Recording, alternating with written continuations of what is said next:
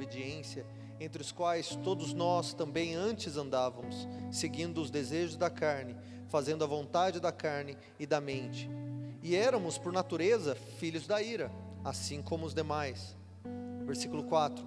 Mas Deus, que é rico em misericórdia, pelo imenso amor com que nos amou, estando nós ainda mortos em nossos pecados, nos deu vida juntamente com Cristo. Pela graça sois salvos. E nos ressuscitou juntamente com Ele. E com Ele nos fez assentar nas regiões celestiais em Cristo Jesus, para mostrar nos séculos vindouros a suprema riqueza da sua graça, pela sua bondade para conosco em Cristo Jesus.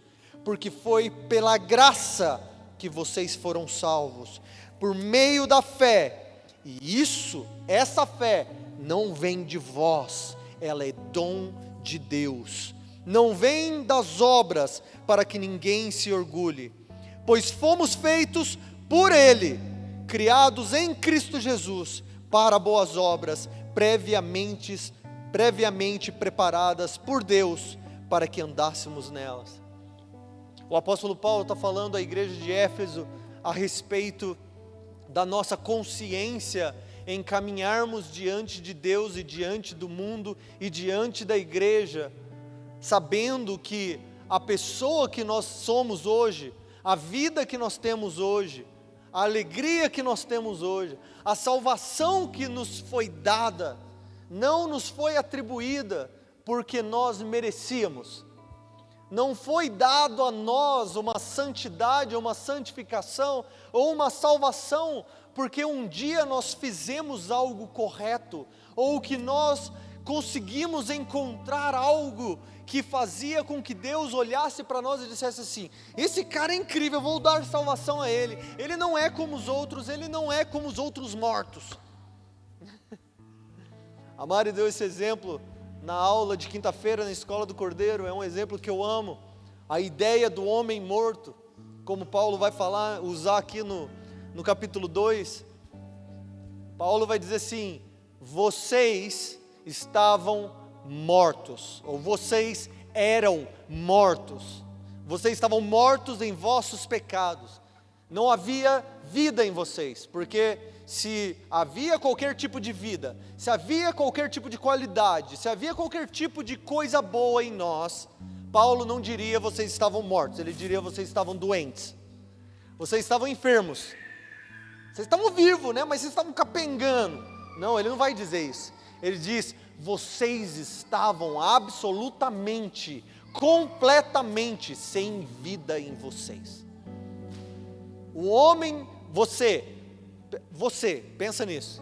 Você estava dentro de uma cova. A cova eram os seus pecados.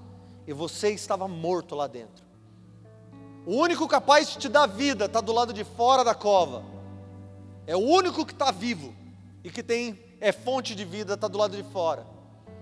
Você levanta a mão e diz: me tira daqui, Jesus, me dá vida, me salva, me ressuscita. Ou é Jesus que estende a mão para você que está dentro da sua cova e te tira, e te dá vida, e te salva. Geralmente a resposta automática, quando você não conhece muito a respeito do sola gratia, somente pela graça, você geralmente vai pensar: é os dois. Ou então você vai ser mais extremo, vai dizer: eu clamei a Jesus, me salva Jesus, e Ele me salvou. Ou você vai dizer: eu estendi a mão e Ele estendeu a mão também, nós nos encontramos no meio e Ele me salvou. Mas para essas duas respostas nós temos um grande problema. E é um problema simples até. O problema é: você estava morto. Morto não pede ajuda. Morto não estende a mão. Morto nem sabe que está numa cova, porque ele está morto. Quando Jesus chegou a nós, quando Jesus chegou a você, quando Jesus brilhou a luz no interior do seu coração, para que você tivesse consciência de que Ele é Deus, de que Ele é a fonte de vida, o único capaz de te remover da cova. Você nem sabia quem Ele era. Foi Ele quem brilhou a luz no interior do nosso coração para que nós soubéssemos de Deus. Foi Ele quem chegou a cada um de nós absolutamente mortos em nossos pecados, e foi de graça. Quer dizer, não foi por obra nossa. Por mais que isso tenha a ver com a salvação, esse texto pode ser muito bem aplicado a essa estação que nós estamos vivendo também. Porque talvez nós venhamos ser tentados nessa transição, começar a olhar para os nossos acertos e os nossos erros nessa estação, e agora pensar o que é que nos trouxe até essa próxima estação. Por que é que nós estamos vivendo essa próxima estação? Por que é que nós estamos saindo desse lugar? Por que é que nós estamos indo para outro lugar? Por que é que o Senhor está adicionando pessoas no meio da transição? Por que é que o Senhor está removendo pessoas no meio da transição? Ah, foi porque nós tomamos tal decisão. Ah, porque nós fizemos tal coisa. Uma coisa que me dá paz em ser pastor de uma igreja, em ser cuidador de ovelhas, uma coisa que me dá segurança em pregar a palavra de Deus todo domingo, e construir um time de liderança para que me ajude a construir e a edificar o corpo de Cristo nessa cidade, é saber que quem é dono dessa igreja, quem está edificando essa igreja, quem está conduzindo essa igreja, é Jesus e não eu.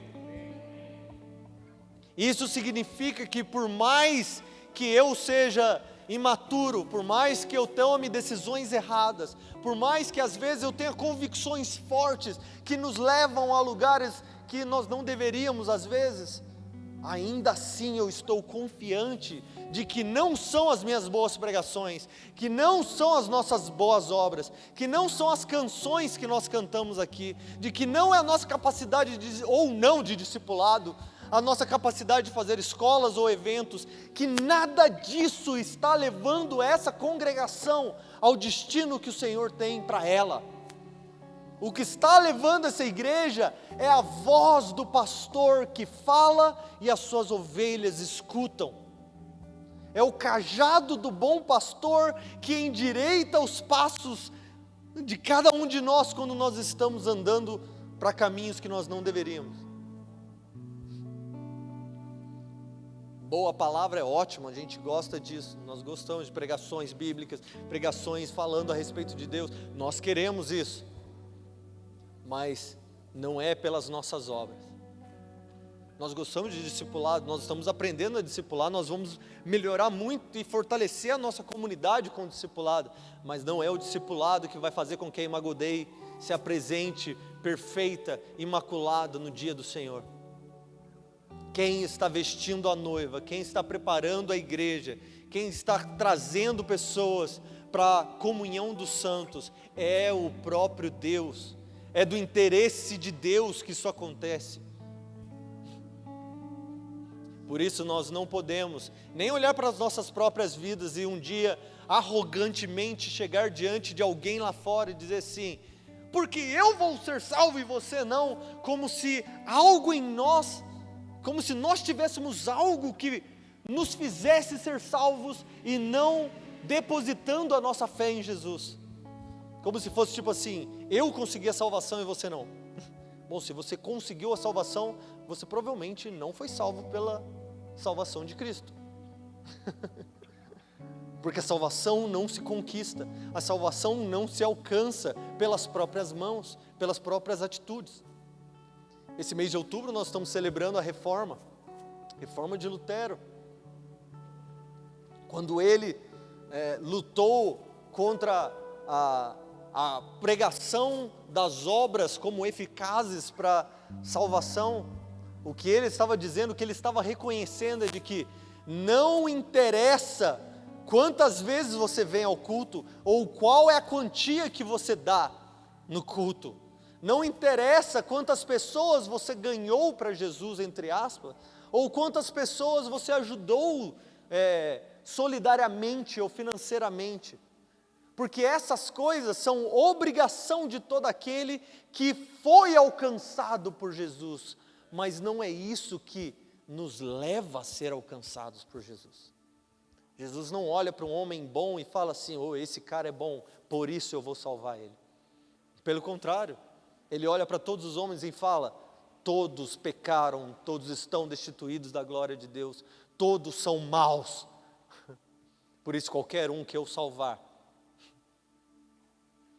é mais do que já tinha. Se eu salvar um, ainda assim seria mais do que eles mereciam. Nós não estamos aqui e nós não fomos salvos, não fomos colocados diante do trono da graça de Deus, como Paulo diz, assentado nas regiões celestiais em Cristo Jesus, para chegarmos e orarmos com ousadia e sermos ouvidos por Deus, sermos recebidos como filhos, sermos preenchidos com o Espírito Santo. Nada disso aconteceu porque nós fizemos alguma coisa certa. Já disse isso algumas vezes. Aquilo que nós fizemos para participar da obra de salvação foi pecar.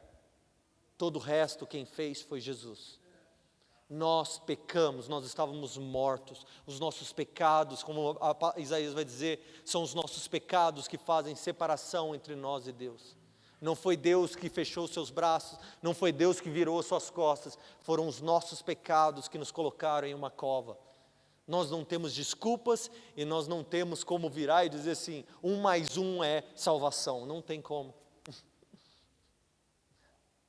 Pelas nossas obras, nós deveríamos estar caminhando a largos passos para o inferno. Ah, mas eu sou bom, eu sou uma boa pessoa. A Bíblia vai falar: ei, os seus atos de justiça, as suas obras boas que você acha que você faz, elas são comparadas diante de Deus como trapos de imundícia. É porque trapos de imundícia parecem trapo sujo, mas não é isso que está dizendo. Trapos de imundícia eram os trapos usados pelas mulheres enquanto elas estavam tendo sangramento, e era impuro para ser jogado fora. Ele está dizendo que aquilo que você chama de santidade pelas suas próprias mãos é, na verdade, repugnante para ser colocado num quadro. Você não se orgulha. Você se orgulharia se fosse um véu branco, alguma coisa? Uau, as pessoas chegam à nossa casa e querem: nossa, que textura incrível, que coisa linda isso que você construiu. Nossa, como você é santo, Rô. Fala assim: aquilo que você trabalha com as próprias mãos, para ser visto como santo, para ser visto como puro, é na verdade como um trapo imundo, porque o que você faz só gera morte, já que você é morto. Agora, quando nós depositamos a nossa fé em Jesus Cristo, e Ele diz: é essa fé, mesmo essa fé que você diz, eu criei em Jesus, Paulo vai dizer assim: mesmo essa fé não provém de vós. E o que sobrou para mim, Jesus? Sobrou que você estava morto e agora você não está mais. Sobrou que antes você era cego e agora você vê. Maravilhosa graça. Graça, pela graça somente fomos salvos, por meio da fé. E isso não vem de nós, vem do Espírito Santo. O mesmo Espírito que ressuscitou Jesus dos mortos, também nos ressuscitou em Cristo Jesus. Glória a Deus. Nós pegamos uma carona na ressurreição de Jesus.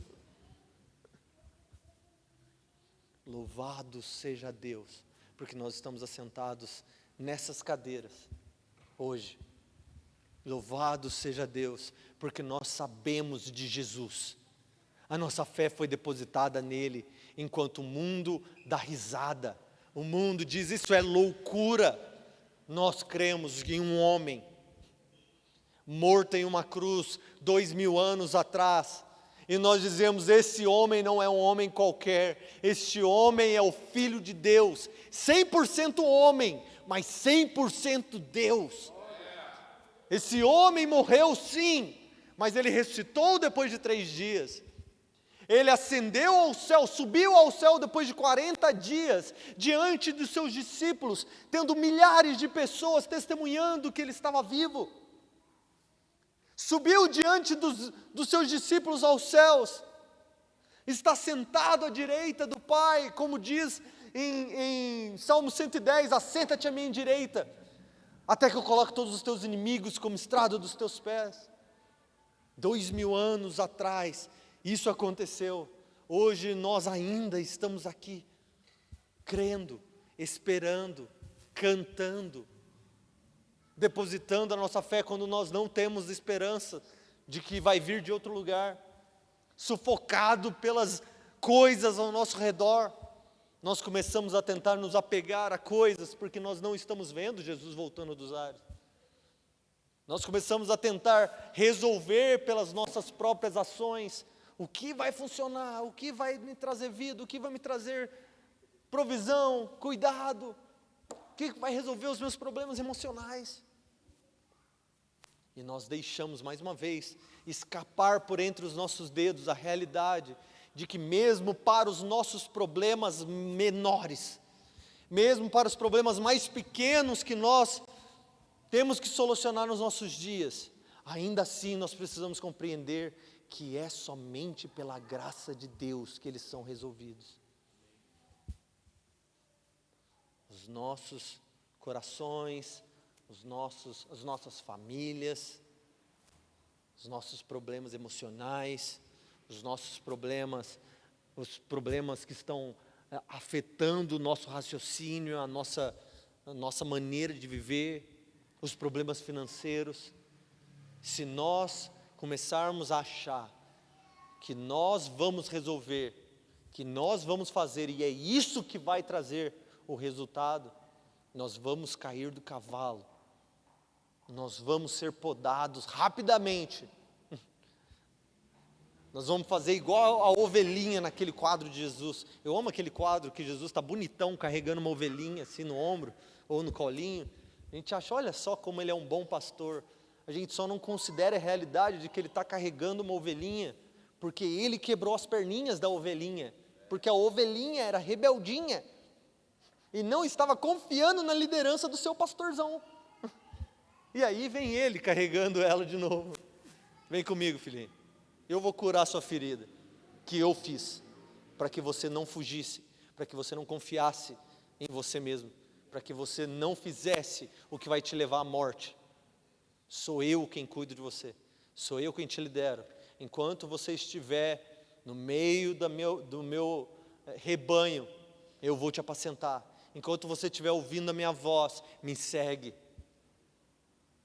Nós temos que vencer essa tentação durante os dias da nossa semana, de confiar nos nossos resultados, de confiar que a nossa capacidade de ler circunstâncias e acontecimento vai nos levar ao sucesso.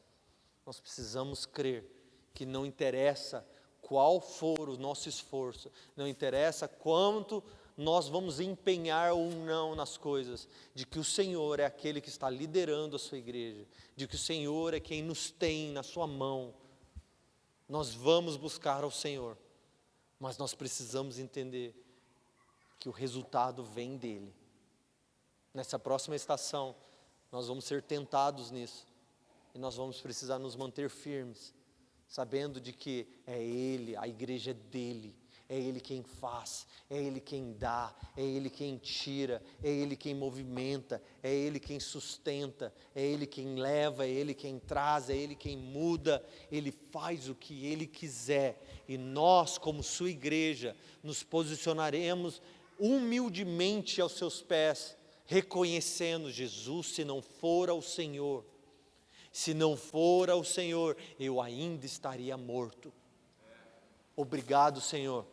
Obrigado pelo que eu tenho, obrigado pelo que eu sou, sou grato pelo lugar que eu estou, sou grato pelas coisas que o Senhor nos deu, sou grato pelas pessoas que o Senhor colocou ao nosso redor, em tudo eu darei graças, quando tiver muito eu darei graças, quando estiver faltando eu darei graças, quando estiver sozinho eu darei graças, quando estiver envolvido de pessoas eu darei graça, quando estiver num lugar bom eu estarei dando graça, quando estiver num lugar ruim eu estarei dando graça, porque eu vou reconhecer, Jesus, que é o Senhor que me deu vida, é o Senhor que me sustenta, e é o Senhor que me lidera ao lugar que o Senhor deseja que eu esteja. Amém? Amém. Amém. Vamos ficar de pé. Eu